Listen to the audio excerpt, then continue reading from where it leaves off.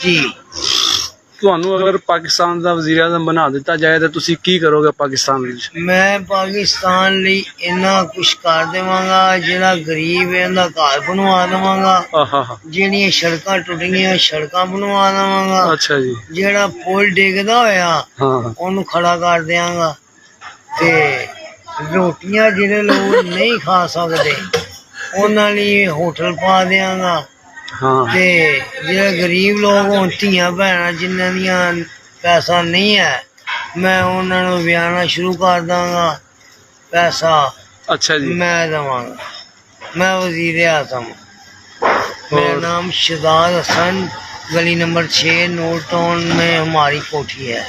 अच्छा जी। ते हुण तुसी इलेक्शनां ते भी खलोते हो? जी सर। ते केड़ी सीट ते खलोते हो तुसी?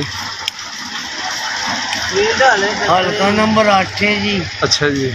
सीट निशान मिले थोड़ा। अच्छा जी।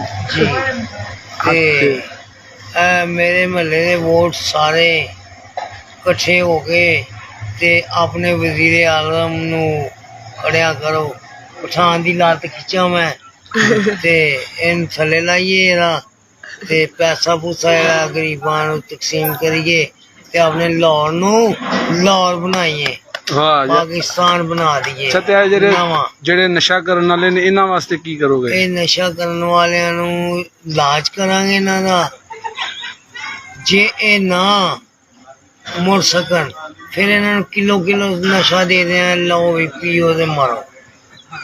ਸਹੀ ਕਿਹਾ ਕਿਉਂ ਜੀ सही। ਜਿਹੜੇ ਕਹਿੰਦੇ ਨੇ ਅਸੀਂ ਨਹੀਂ ਛੱਡ ਸਕਦੇ हाँ जी। ਉਹਨਾਂ ਨੂੰ ਕਿਲੋ ਕਿਲੋ ਸਮਾਨ ਦੇ ਦਿਆਂਗੇ ਨਸ਼ਾ ਲੈ ਕੇ अच्छा ਲਓ जी। ਵੀ ਪੀਓ ਵਜ਼ੀਰ ਆਜ਼ਮ ਦੇ ਨਾਰੇ ਮਾਰੋ ਸ਼ਹਜ਼ਾਦ ਹਸਨ ਵਲਦ ਬਾਬਾ ਸਰਾਜਦੀਨ। अच्छा जी। होर कुछ दसो कोई नवा की करोगे पाकिस्तान ले?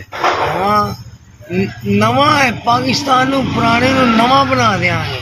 ਉਹ ਤੇ ਇਮਰਾਨ ਖਾਨ ਨੇ ਵੀ ਨਵਾਂ ਬਣਾਉਣ ਨਿਕਲਿਆ ਹੈ। ਉਹਨੇ ਬਣਾਇਆ ਨਹੀਂ ਉਹਨੇ ਕੀ ਕੀਤਾ ਹੈ? ਉਹਨੇ ਕੁਛ ਵੀ ਨਹੀਂ ਕੀਤਾ ਉਹਨੇ ਬਸ ਆਪਣਾ ਪੈਸਾ ਲੁੱਟਿਆ ਨਸ਼ੇ ਤੇ ਲਾਤਾ ਉਹਨੇ। ਹਾਂ ਲੋਕਾਂ ਨੂੰ ਗਰੀਬ ਲੋਕਾਂ ਤੋਂ ਰੋਟੀ ਤੋਂ ਵੀ ਤੰਗ ਕਰਤਾ ਉਹਨਾਂ ਨੂੰ ਜੋ ਆਟਾ ਹੀ ਮਹਿੰਗਾਈ ਕਰਤੀ अच्छा ਹਰ जी। ਚੀਜ਼ ਉਹਨੇ ਮਹਿੰਗੀ ਕਰਤੀ अच्छा जी। ਗੈਸਾਂ ਨੂੰ ਅੱਗ ਲਾ ਦਿੱਤੀ ਦੁਕਾਨਾਂ ਟੈਕਸ ਵਧਾ ਦਿੱਤੇ ਨੇ ਤੇ ਦੂਜਾ ਨੰਬਰ ਹਾਂ ओवरलॉक ला ते रोज ही लॉकडाउन लगा जी अच्छा जी।